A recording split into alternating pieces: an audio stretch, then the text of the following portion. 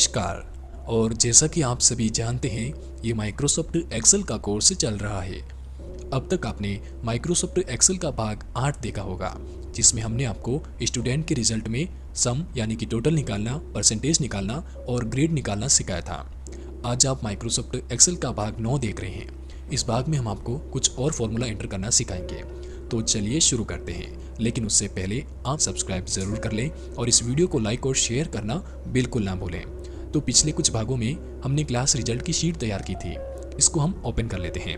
यहाँ पर हमने स्टूडेंट के नंबर का टोटल किया था, परसेंटेज निकाला था और ग्रेड निकाली थी। तो अगर आपने ये नहीं सीखा है तो ऊपर आई कार्ड पर क्लिक करके आप वो भाग देख सकते हैं और सीख सकते हैं। अब नेक्स्ट, यहाँ पर हम जो फार्मूला एंटर करना सीखने वाले हैं वो इन सब्जेक्ट के बेस पर है। जो ये 4 सब्जेक्ट हैं, इनके ऊपर आज हम फार्मूला एंटर करना सीखने वाले हैं। तो सुनिए ज़रा, अगर कभी भी मार्कशीट प्रिपेयर होती है तो उस समय ये देखा जाता है कि स्टूडेंट कितने सब्जेक्ट में पास हुआ है। तो यहाँ पर हमें ये चीज़ चेक करनी है कि यहाँ पर जो ये सभी स्टूडेंट हैं ये कितने सब्जेक्ट में पास हुए हैं। तो ये चेक करने के लिए हमको यहाँ पर फार्मूला एंटर करना पड़ेगा। देखिए, मैं आपको एक बात बताता हूँ। वैसे तो आप यहाँ पर देख कर भी बता सकते हैं कि स्टूडेंट कितने सब्जेक्ट में पास है और कितने सब्जेक्ट में फेल है, लेकिन कभी स्टूडेंट की लिस्ट लंबी हुई और आपको ये चेक करना पड़ा कि स्टूडेंट कितने सब्जेक्ट में पास हुए हैं, तो उसमें फिर अगर आप देखकर बताएंगे तो आपका काफ़ी समय बर्बाद हो जाएगा। तो मैं चाहता हूँ कि आपके समय की बचत हो, तो इसलिए आप फार्मूला एंटर करके भी चेक कर सकते हैं। तो यहाँ पर सबसे पहले इस कॉलम का हम नाम दे देते हैं number of subject passed. Okay, यहाँ पर हमने इसको टाइटल दे दिया है। अब इस कॉलम को हम थोड़ा बड़ा कर देते हैं ताकि सही से दिख सके। तो यहाँ पर अब हम फार्मूला एंटर करना सीखने वाले हैं। तो यहाँ पर हम फार्मूला एंटर करते हैं। तो किसी भी फॉर्मूले को एंटर करने से पहले इक्वल लगाना ज़रूरी होता है, आपको ये पता होगा।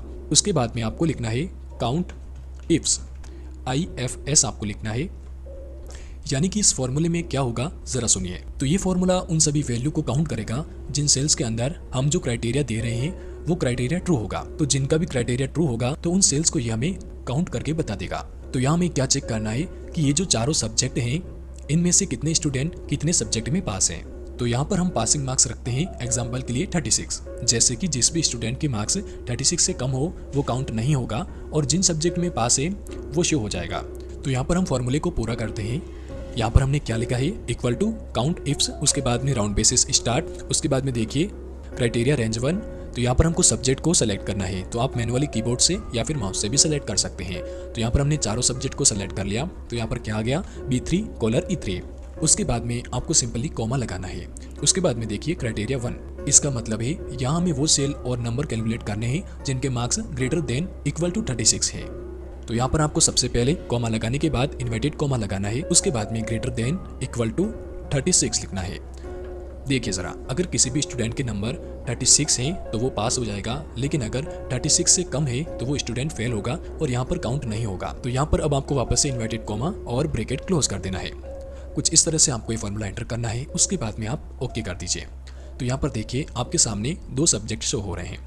तो आप वैसे यहाँ से देखकर भी बता सकते थे कि स्टूडेंट कितने सब्जेक्ट में पास है, लेकिन फॉर्मूले से एंटर करना एक सही मेथड होता है। तो यहाँ देखिए ये जो स्टूडेंट है वो 2 सब्जेक्ट में फेल है और 2 सब्जेक्ट में पास हुआ है। 2 सब्जेक्ट कौन से हैं जिसमें फेल हुआ है? तो देखिए इंग्लिश में 36 नंबर से कम है, इसलिए यहाँ पर शो नहीं हुआ।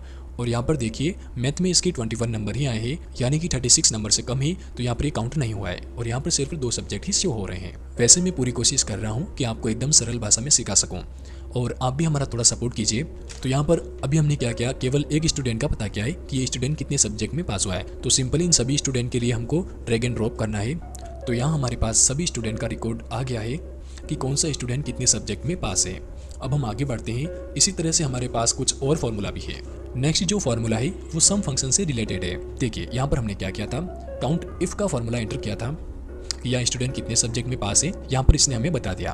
अब हम चाहते हैं कि स्टूडेंट जिन सब्जेक्ट में पास है, यानी कि यहाँ पर देखिए 2 सब्जेक्ट में पास है, तो उन सब्जेक्ट के नंबरों का टोटल करके सम करके हमको यहाँ पर बता दें। तो उसके लिए हमारे पास क्या फॉर्मूला है देख लेते हैं। तो यहाँ पर हम एक अलग कॉलम बनाते हैं और इसको हम टाइटल देते हैं सम ऑफ पासिंग सब्जेक्ट्स, और इस कॉलम को हम थोड़ा सा बड़ा कर देते हैं ताकि सही से दिख सके। उसके बाद में यहाँ पर हमको फॉर्मूला एंटर करना है। तो आप जानते होंगे किसी भी फॉर्मूले को एंटर करने से पहले इक्वल लगाना है। उसके बाद अब आपको फॉर्मूला एंटर करना है। तो जैसा कि मैंने आपको बताया ये सम से काफ़ी रिलेटेड है। तो यहाँ पर आपको लिखना है सम, उसके बाद में इफ लिख देना है। इसका मतलब है कि हमें उन सेल्स का सम चाहिए जो हमारे क्राइटेरिया को फुलफिल करता है। तो यहाँ पर हम क्या करते हैं, सबसे पहले ब्रैकेट लगाते हैं, राउंड बेसिस स्टार्ट, उसके बाद में चारों सब्जेक्ट को हम सेलेक्ट करते हैं। तो यहाँ पर B3 E3 सेलेक्ट हो गया है। आप मैनुअली भी सेलेक्ट कर सकते हैं, आप जानते होंगे। अब हम चाहते हैं कि ये उन सेल का सम कर दें जिनमें स्टूडेंट पास हुआ है। तो यहाँ पर हमारे पासिंग मार्क्स कितने हैं, 36। तो यहाँ सम इफ के बाद हमने सेल्स को सेलेक्ट कर लिया।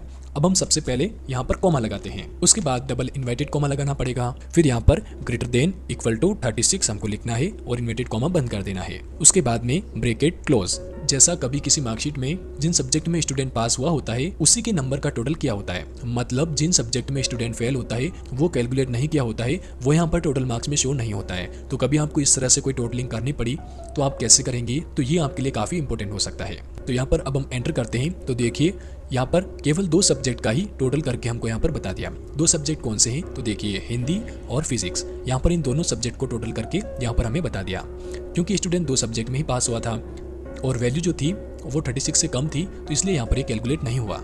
अगर स्टूडेंट इस सब्जेक्ट में पास होता तो यहाँ पर ये ऑटोमेटिक ही चेंज हो जाता और 3 सब्जेक्ट की टोटल यहाँ पर आ जाती। तो देखिए यहाँ पर हमारे समय की कितनी बचत हो रही है। हमें यहाँ पर कोई ज़्यादा मेहनत नहीं करनी पड़ रही है, क्योंकि फॉर्मूले जो हमने एंटर कर रखे हैं उसकी वजह से यहाँ पर डेटा अपने आप ही चेंज हो रहा है।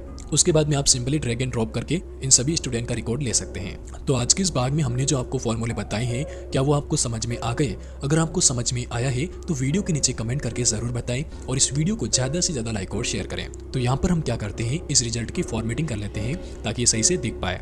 तो फॉर्मेटिंग करना काफ़ी आसान है। यहाँ पर हम इसको Ctrl+A से सेलेक्ट करते हैं। उसके बाद में यहाँ पर हम जाके इसके बॉर्डर लगा देते हैं।